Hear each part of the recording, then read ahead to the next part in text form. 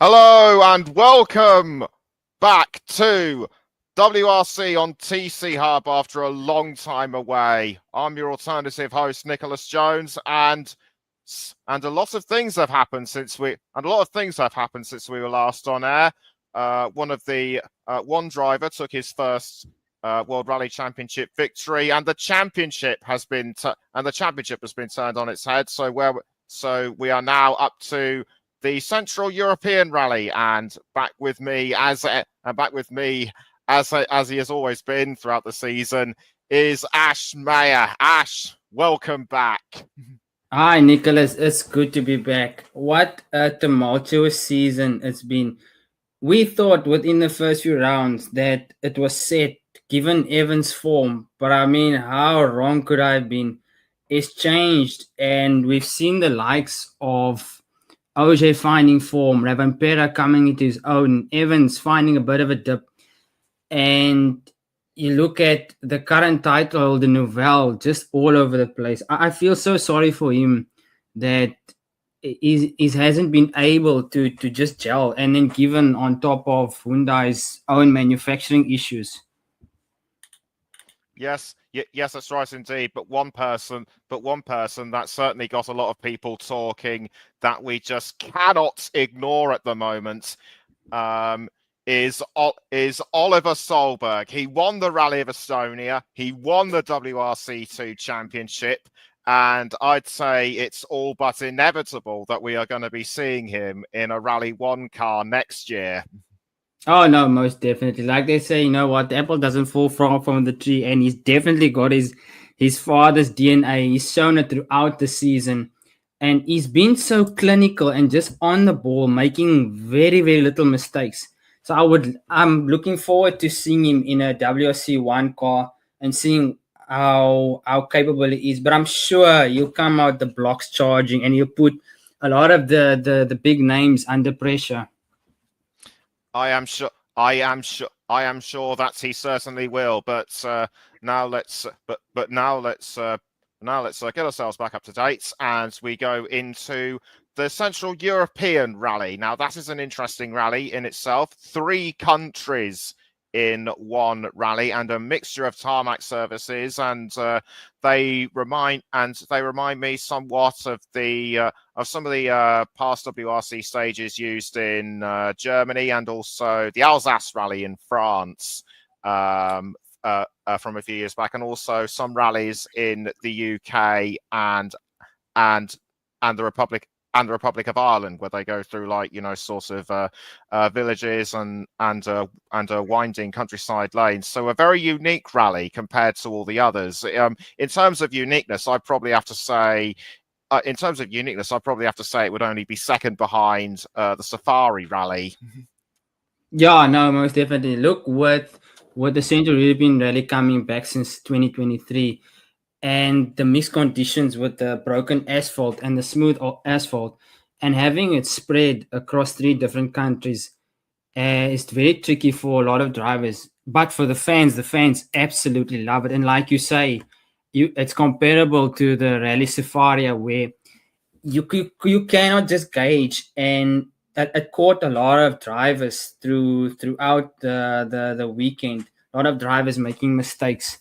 But yeah, look, I absolutely love this weekend's rally, and I'm looking forward to Japan. We thought that this would be an easy rally for Sebastien Ogier. Led for most of Friday, kept his head, but on the second day he one little mistake, and he threw it into the trees. Or, I mean, it wasn't entirely his fault. His front left tire had a puncture, but he didn't know about it. Yeah, no, it's so unfortunate by Sebastian Ager, because he was so clinical throughout the stages, and he made next to no mistakes, and then come on stage 10, just a error going into the banking, and he just completely lost the car. And it's so unfortunate because he was topping the time sheets with Ravampera right behind him, and Tanek also picking up pace. But in terms of the title, look, it's very very close. But I think this really made a dent into his title hopes. But I mean, look, he's a legend for a reason, and I wouldn't put it past him to get his ninth WRC title. Like you say, this is still far from over. But Kalle Rovanperä benefit. But Kalle Rovanperä was the man to benefit, and he just stretched his lead, showing the kind of form he displayed when he won the Rally Islas Canarias all the way back in March. Yeah, no, Rovanperã's really coming to his form. Look, it was a bit slow coming out the gates in the first few rounds this year, but we can truly see why he's a 3-time World Rally Championship. And I think after the announcement that he's set to leave and go to single seater, it's kind of like a weight off his shoulders. And he feels, look, yeah, he's proven everything in the sport. He's got nothing to lose. So now why not go all out? And now on top of that, with Evans also struggling a bit and OJ's mistake, I mean, it's game on. And look, it's going to go to the wire this year. I thought Evans had it in the bag, but I was totally wrong. Evans didn't.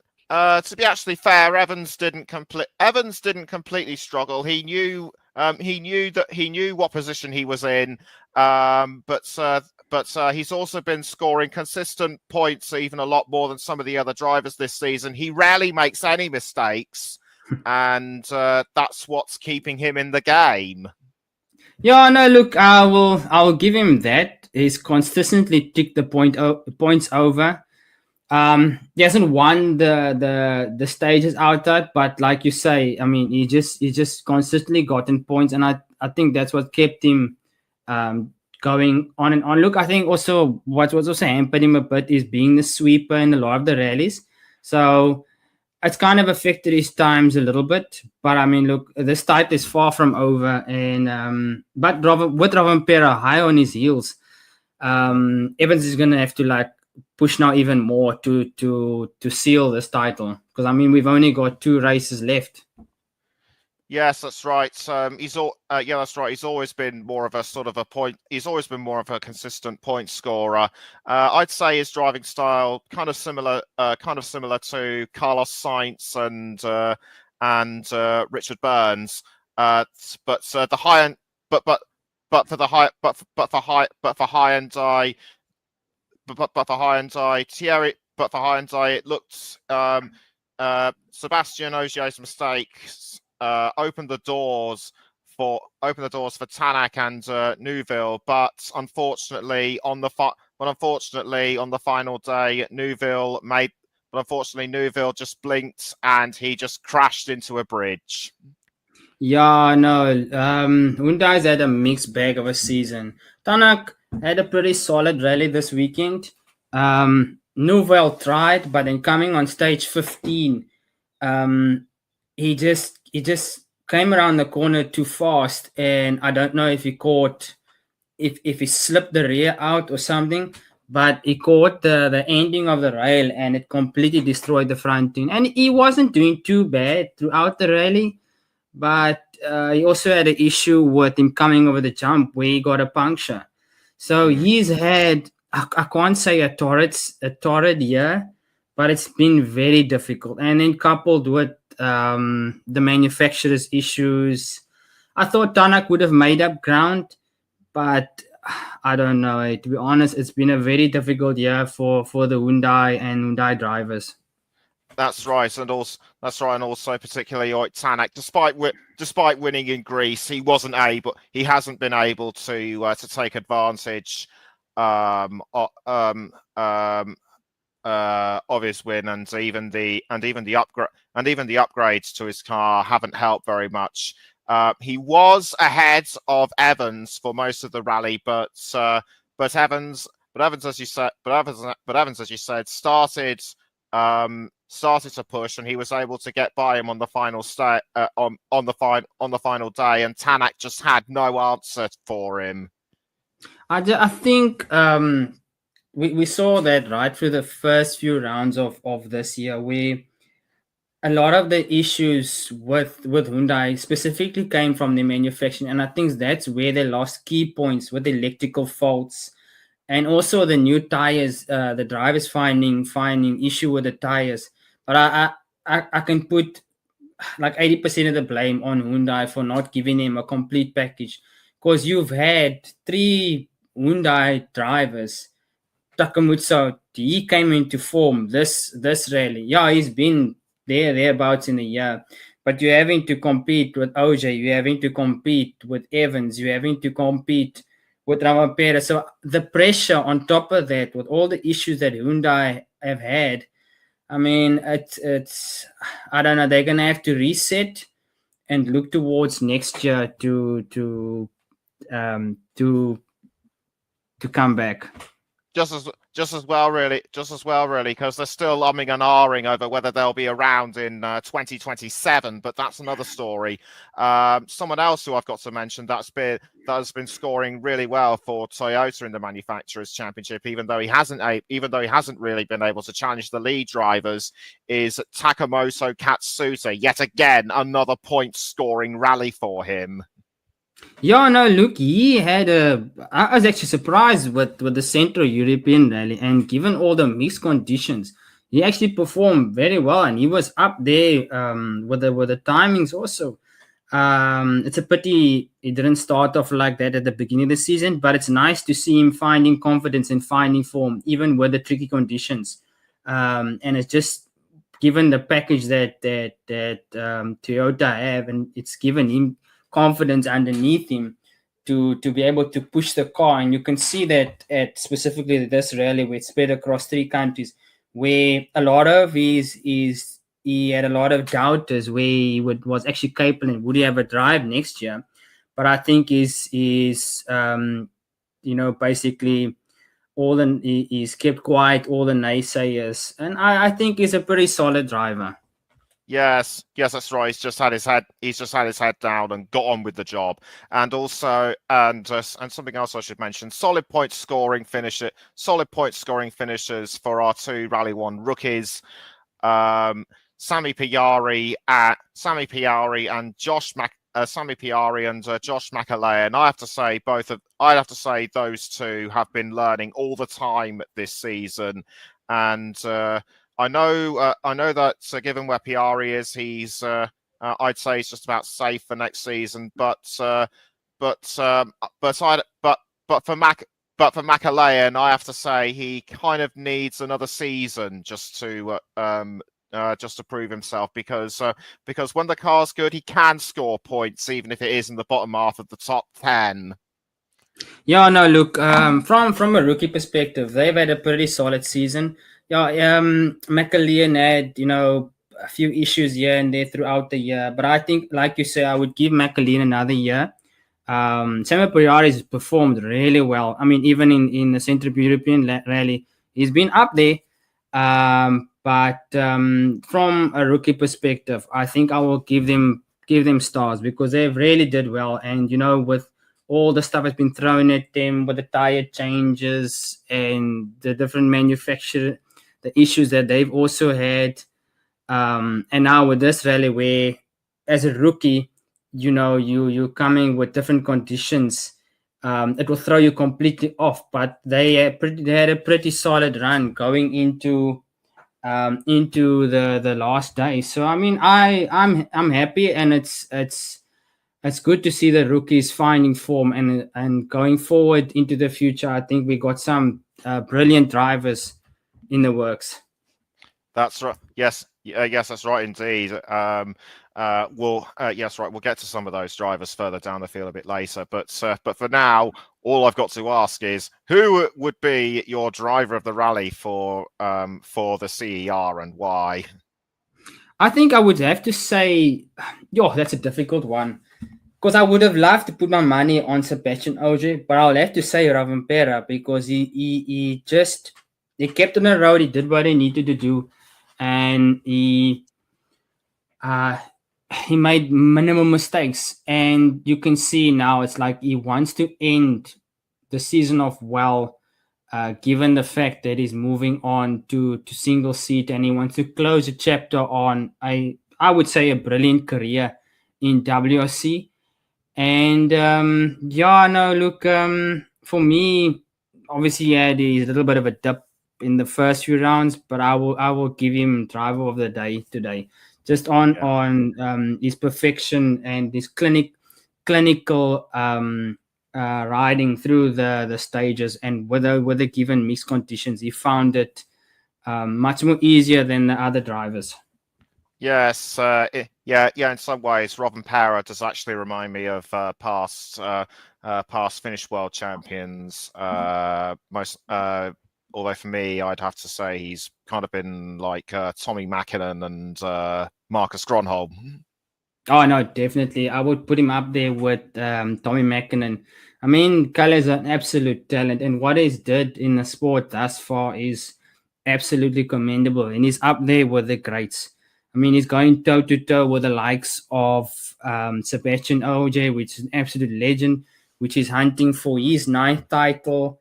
So I gotta give him full marks. He's given so much to the sport, and you know what? It'll be a little bit of a gap to see him leave, because I honestly loved him as a driver. But yeah, I give him full drive of the rally. Yes, I don't know if you received what I'm about to tell you next, but this rally's win was his 18th, and he has equalled the record set, and he has equalled the number of wins set by Hannu Mikkola and Jari-Matti Latvala. Now on to the Drivers' Championship standings. And Ogier came into the CER some 2 points behind Evans, but now the championship has swung back the way of Evans. It's been a bit like a pendulum, and Ogier and Rovanperä tied on the same number of points, just 13 behind Evans. Who would have thought we would have been in this situation where we had 3 drivers competing for the title? This feels like a bit of a McLaren situation. Obviously, there won't be an actual fight on track, but it's so close. Like we said at the beginning, like I had my money on Evans, but the ground that Rovanperä has made, and Sebastian had a bit of a misnomer now with this rally. But it's going to be an all-out fight to the end of the year, and I can't wait to see how this is going to play out.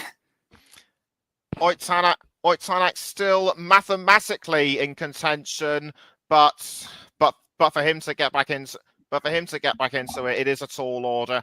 And Thierry Neuville, his hopes are all but gone. Yeah, it's unfortunate for Neuville. Obviously, with his own errors that he's made throughout the year, he hasn't been able to replicate the previous year where he dominated compared to this year. And I just think he needs a reset to come back next year and just find his form again. And with the new regulations, seeing what he can do. But I think for this year, I think it's over for him. Maybe, like you say, mathematically, Tanek still has a chance, and that's the only Hyundai driver. I think they can realistically do something. But with the way the Toyota drivers are driving, it's going to be an uphill battle. But yeah, I'll give Neuville, he's tried, but it's just not been easier. No, it certainly hasn't. So while the Drivers' Championship is still wide open, as for the Manufacturers' Championship, it has already been decided.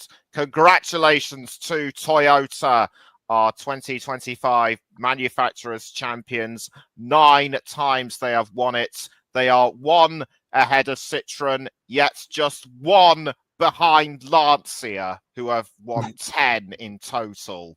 Quite the record. Yeah, no, look, that's quite the achievement by Toyota to be 1 behind Lancia with Lancia's legendary standings in WRC, and Toyota fully deserve it. I mean, year after year since they came back, they've put out a a pretty solid package, and they've also got the drivers going coupled with that package. So it's just disappointing how Hyundai has been a mixed bag throughout the years, and they haven't been, apart from last year, in terms of manufacturers, they haven't really put up a fight with Toyota. But yeah, I give huge congratulations to Toyota, and I only see them building on from next year. I mean, they've got the drivers. They pretty solid when it's coming to finding their feet with the new tire setups. We'll see how it goes with the new regulation next year, but I think they've got a pretty good base to work from. Indeed, they certainly have. Indeed, they certainly have. I'd have to say for M Sport Ford, given their drivers' lack of experience today, this year, I'd say it's been kind of more about, sort of let's learn where we are so we can plan ahead for the future. Yeah, no, most definitely for M Sport, I think this was just like you say, just a learning year, and trying to find out where we can fix whatever issues we have when going into the new regulation. Just start off fresh and then take it from there. Like, I'm not saying write the season off, but they weren't really in any sort of fight this year. But yeah, I hope they can come next year and maybe put up a fight. But yeah. And speaking of champions, we've also got to say congratulations to this year's junior World Rally champion Miller Johansson. I thought Australia's Taylor Gill was going to win it, but it all came down to how lucky the young Swedish driver was. But I have to say he can only go forwards from here. Although I do see a good future ahead for Taylor Gill as well. Yeah, no, look, most definitely. Even with this little bit of a issue in I think it was on day 2 where he had a bit of an off and he was 30 seconds behind. He's had a pretty solid season. And for a young prospect like that coming through the ranks, it can only go upwards from him. And I'm looking forward to seeing what he will do in the future. And in terms of Taylor, having her as a young female driver into the sport, it will be a big boost for a lot of. He's actually male. Oh my! Sorry, I'm thinking of what's that lady now? Taylor Swift. But anyways.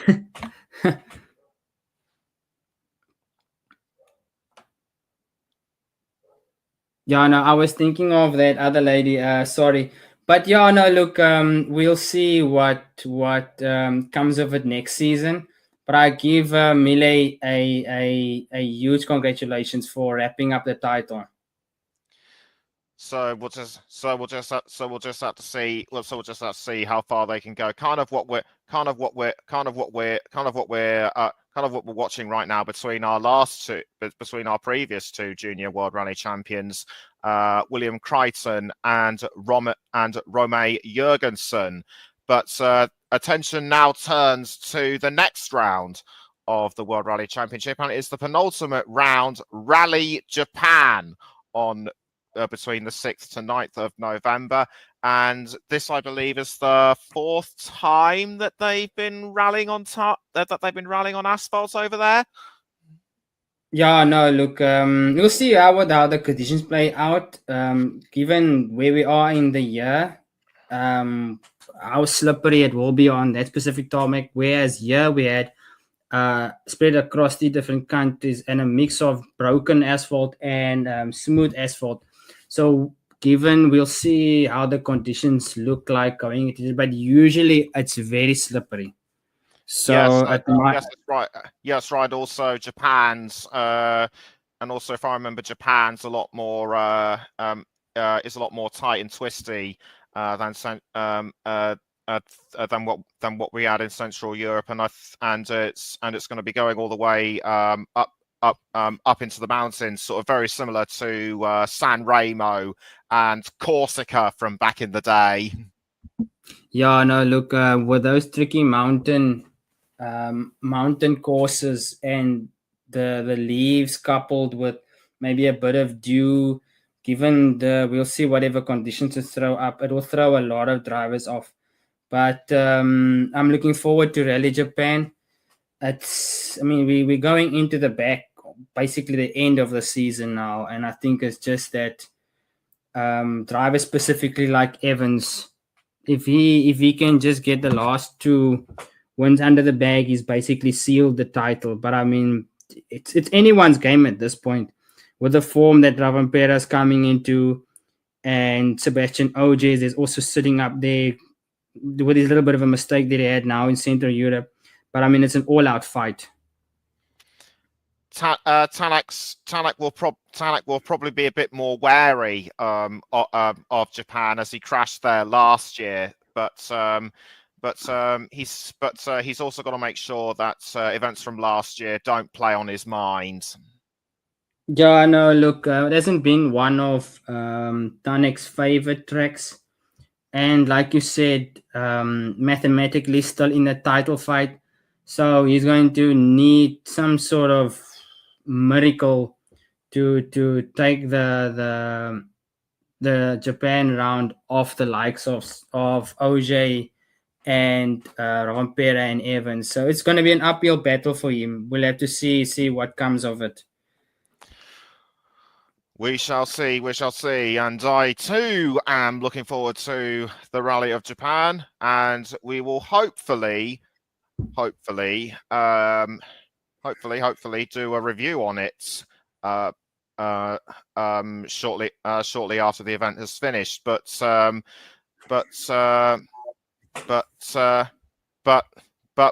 we are looking forward to it all the same. And I have to agree with Ash. This championship is going to go right down to the final events in Saudi Arabia. We will see you in Japan. Goodbye.